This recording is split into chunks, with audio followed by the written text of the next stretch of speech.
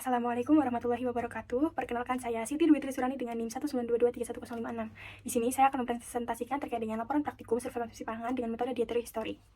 Untuk latar belakang dari praktikum kali ini yaitu setiap individu itu pasti memiliki pola asupan makanan yang berbeda, yang mana itu dipengaruhi oleh kebiasaan, selera, dan suasana hati. Nah, dalam survei konsumsi pangan terdapat metode dietary history yang ini digunakan untuk menilai pola makan dan asupan gizi dalam waktu jangka panjang. Nah, metode ini menggabungkan recall 24 hours dan food frequency questionnaire untuk memperoleh gambaran menyeluruh tentang kebiasaan makan. Nah, praktikum ini digunakan untuk membantu mahasiswa memahami, menganalisis, dan menafsirkan data konsumsi pangan secara komprehensif dan akurat. Tujuannya yaitu untuk mengetahui Tujuan dari praktikum ini sendiri mengetahui pola makan dari setiap responden yang dinilai asupan makanannya menggunakan dietary history dan mengidentifikasi terkait dengan cara pengumpulan data menggunakan metode dietary history.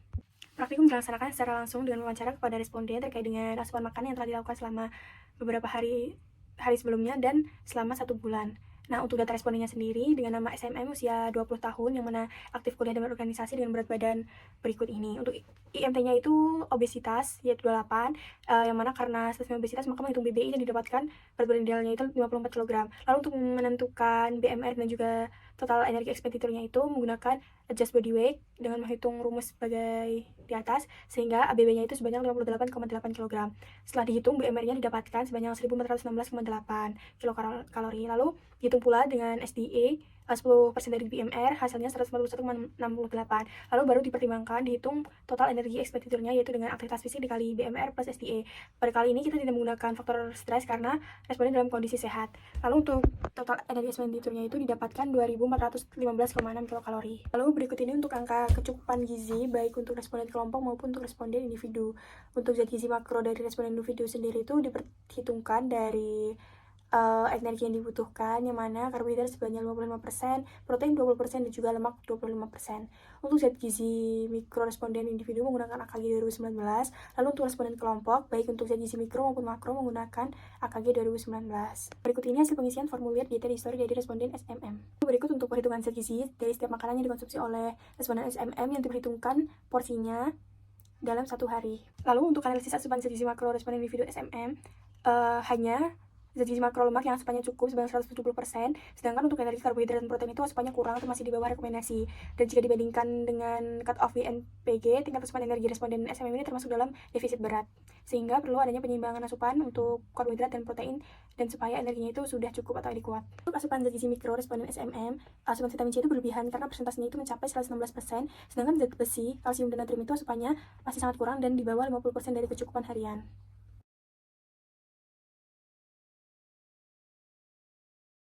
Lalu untuk analisis asupan zat gizi makro responden kelompok, energinya itu masih kurang dan termasuk dalam defisit berat. Untuk proteinnya sendiri sudah cukup, sedangkan lemaknya itu berlebihan dan karbohidratnya ini sangat kurang. Jadi perlu adanya penyimbangan konsumsi makanan supaya asupannya itu sesuai dengan kecukupan harian. Untuk analisis asupan zat gizi mikro responden kelompok, rata-rata asupannya itu masih dalam kategori kurang. Begitu pula dengan rata-rata asupan zat besi dan kalsium yang persentase pemenuhannya masih di bawah 50%. Sedangkan untuk asupan vitamin C ini sangat berlebihan, yang mana presentasinya mencapai 285%, sama halnya dengan asupan vitamin C pada responden SMM. Lalu berikut ini perbandingan asupan SMM dengan rata-rata kelompok, yang mana rata-rata asupan energi dan karbohidrat responden SMM itu lebih tinggi, akan tetapi untuk zat gizi lainnya itu lebih rendah jika dibandingkan dengan asupan kelompok. Akan tetapi interpretasinya itu semuanya hampir mirip dan banyak kurangnya. Lalu untuk jumlahnya yang jauh berbeda itu hanya pada lemak, yang mana asupan responden kelompok hampir 2 kali lipat dari responden SMM, yang mengartikan bahwa asupan lemak responden lainnya cukup tinggi sehingga rata-rata asupan yang didapatkan juga tinggi. Untuk hambatan selama praktikum sendiri yaitu sebenarnya kesulitan mengingat frekuensi makan dari beberapa jenis makanan yang dikonsumsi selama 1 bulan.